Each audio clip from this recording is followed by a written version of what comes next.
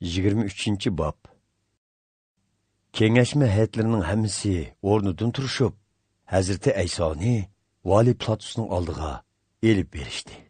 U yerde onun üstüne şikayet kılıp, biz bu adamның Yahudi halkını azdırıp, Rim imperatorıga baş tapşırmaslıkka kutratkanlığını ve özünü Yahudilarının kutquzguchi Mesih, yani Padşahı deb atıp alganlığını ködük deyishdi. Sen Yahudilarning Padşahı mı? Deb so'radi Pilatus Hazreti Aysodan. Aytqiningizdek, deb javob berdi Hazreti Ayso. Ondan Pilatus Ali ruhaniylar bilan ko'pchilikka, bu odamdan biror jinoyat topolmadim dedi. Lekin ular texmi qat'iy turdi. U o'z ta'limlari bilan butun Yahudilar zemindagi ommani quturtib, Galiliya o'lkasidan boshlab toki bu yergacha keldi deyishdi. Buni anglagan Pilatus, bu odam Galiliyalikmi deb so'radi. U Hazrati Aysoning Herodxonning qo'l ostidagi o'lkadan kelganligidan xabar tepib, uni Herodga yo'llab berdi. U chaqda Herodmu Yerusalimda edi. Herodxon Hazrati Aysoni ko'rib, intayin xushal bo'ldi.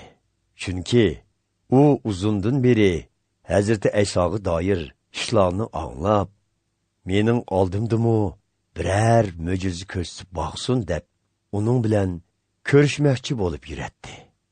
Shunga u Hazrati Aysoning bir necha savollarni so'rdi. Lekin Hazrati Ayso bir ig'izmi javob bermadi. Oliy ruhaniylar ve Tevrat ustozlari Hazreti Aysoning ustidan ha deb shikoyat qilyotdi. Herodxon ve uning lashkarlari Hazreti Aysoni haqoratlab, masxir qilishdi. Ondan keyin uningga podshohlarcha hashamatli to'n kiydirib, uni yana Pilatusning oldiga qaytirdi. Mana shu kundan boshlab Herodxon bilan Vali Pilatus do'st bo'lib qoldi. Uningdan burun ular bir-biriga dushman edi.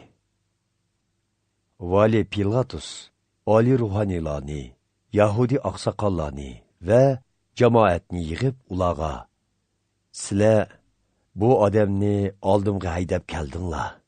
Uning ustidan xalqni ozdirib quturatdi deb shikoyat qildinglar.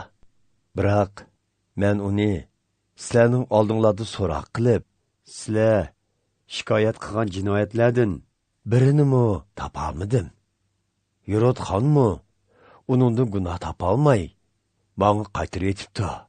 Chunki uningda o'limga loyiq hech qanday jinoyat yo'q ekan. Endi men uni qamchilatib qo'yib beraman dedi. Uning mundaq deyishining sababi, u har qitimliq o'tib ketish heytida Yahudi jinoyatchilaridan birini qo'yib beradi.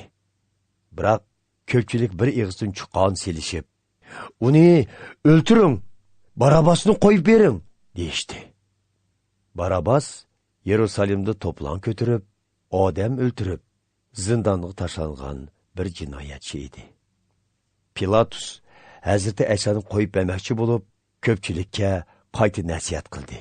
Lekin ular ha deb, uni kresga mixliting deb chuqon selishdi. Pilatus 3-chi qitim ularga, nemishqa? U zodi nemi jinoyat o'tkazdi? Men uningdan o'limga loyiq jinoyat topolmadim. Uni qamchilatib qo'yib beraman dedi. Biroq ko'pchilik davomli chuqon selishib, Hazreti Aysoni kresga mixlab isib o'ltirsin deb ching turib oldi. Ularning chuqonlari oxir g'alaba qildi.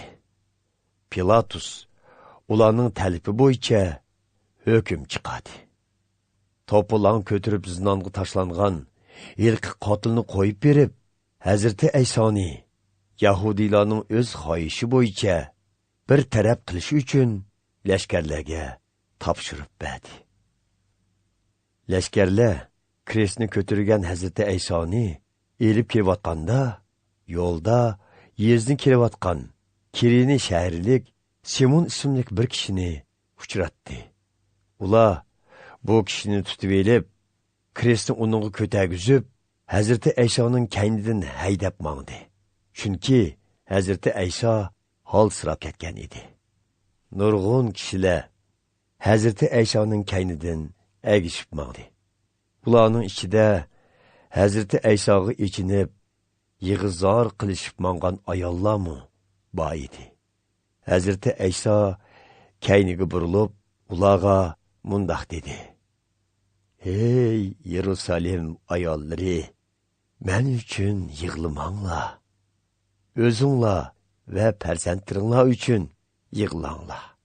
Chunki sizlarga shundoq ig'ir kunlar keladi-ki, kishilar farzand ko'migan, homildor bo'lmagan, bola emitmagan ayollar nemi degan baxtlik deydi.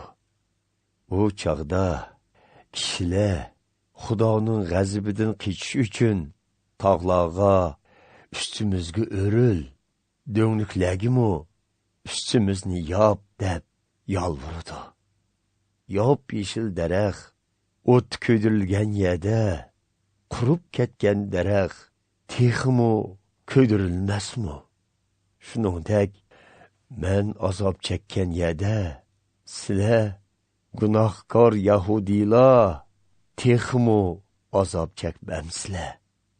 Lashkarlar Hazreti Əysa bilan birga ikki jinoyatchini ular ustidan o'lim jazosini bejirishga elib kelishgan edi.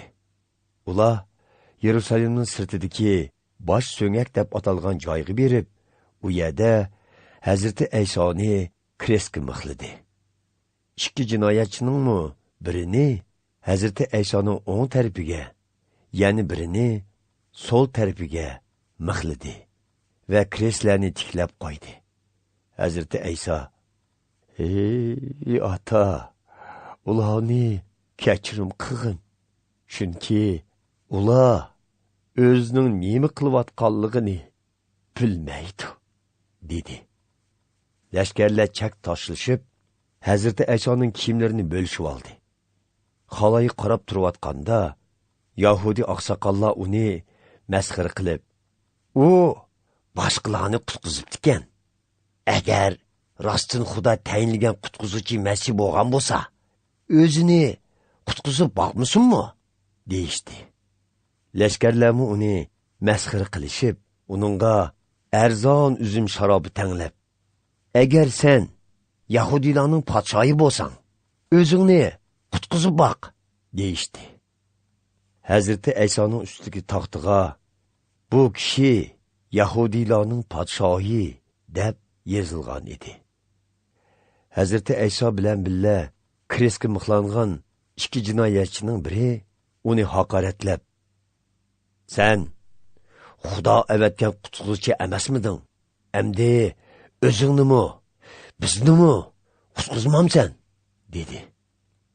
Yani biri bo'lsa, yilqi jinoyatchini ayblab, senmi uningga o'xshash jazolanayotgan turuqliq Xudodan qo'rqmadingmi? Bizning jazolanishimiz haqli. Biz o'z qilmishlarimizning jazosini tatdik. Lekin u hech qanday yomonlik qilmagan-ku, dedi. Ondan u Hazreti Əysaga, ey Əysa, podsholig'ing bilan kelganingda meni unutmag'aysan, dedi. Bilib qo'yki, bugun sen men bilan birga jannatda bo'lasan, dedi Hazreti Əysa uningga. Tush vaqtida quyosh nuri g'oyib bo'lib, butun zaminni qorong'ulik bosdi. Bu ahvol 3 soat davom qildi.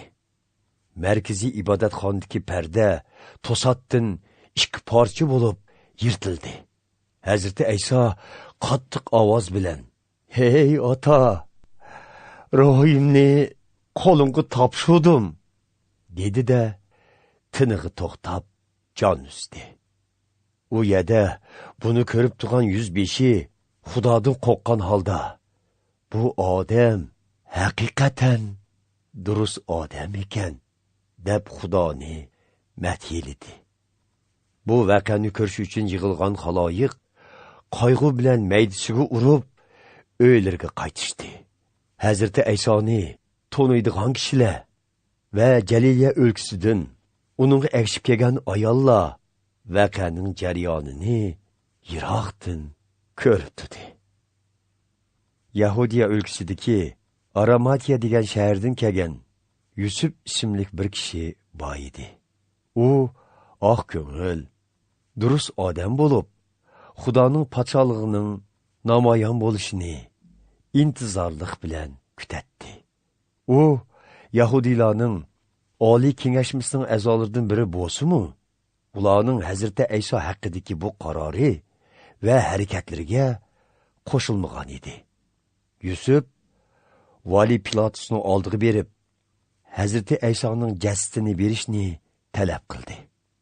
Pilatus qo'shilgandan keyin u jasadni krestdan tushirib, kandir raxt bilan kepanlab, yengidan o'yilgan cho'ng qoram toshli qabrga dafn qildi. Bu vaqalar Hayitning orpisi yuz bergan bo'lib, dam oladigan shanba kuniga oz qolgan edi. Shunga Jaliliya o'lkasidan Hazrati Ayso bilan birga kelgan ayollar Yusuf bilan birga berib, qabrini va jasadning qanday qo'yilganligini ko'zdan kechirdi. Ondan o'ylarga qaytib berib, jasadga chochadigan xushpuroqlik buyumlar bilan atirlarni tayyorladi. Dam elish kuni Xudoning amri bo'yicha ular dam elishdi.